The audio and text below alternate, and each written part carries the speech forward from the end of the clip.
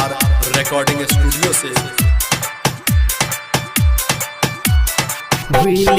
बही हमर प्यार पिया संगे चहिर के कार, पिया संगे चहिर के कार, हम मरल पड़ल मिलब रोडे कात में।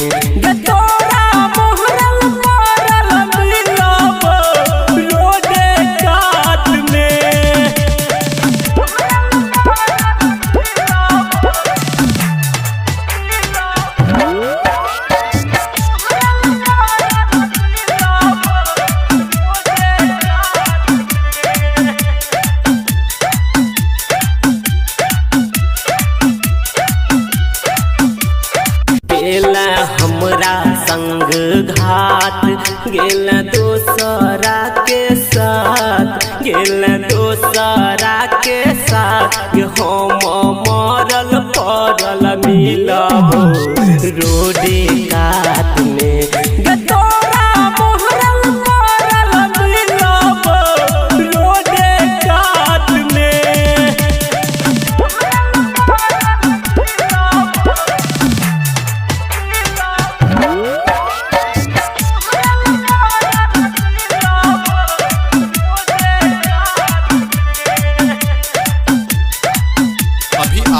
सुन रहे हैं आर रिकॉर्डिंग स्टूडियो से।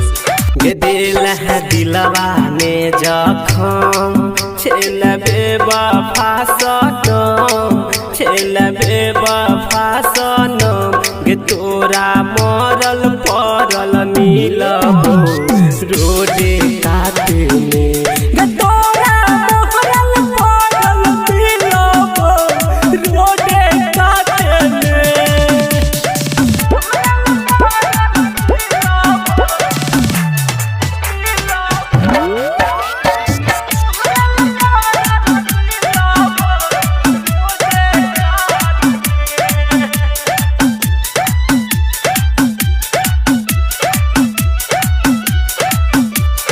मंगिया भरतौ कियो आन, जेतो अंकित के जान, जेतो चंदन के जान,